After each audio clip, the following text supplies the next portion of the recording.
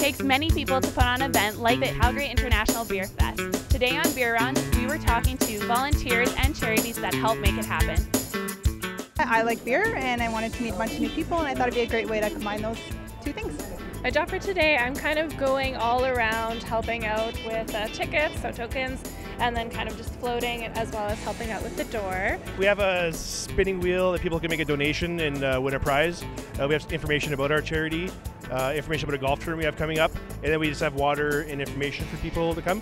We have a number of volunteers here working this year, volunteering for us at the festival. Anton's over here. He's been here for years and years with us. Yeah, so we're just like to give people real life experience and teach them how to have fun.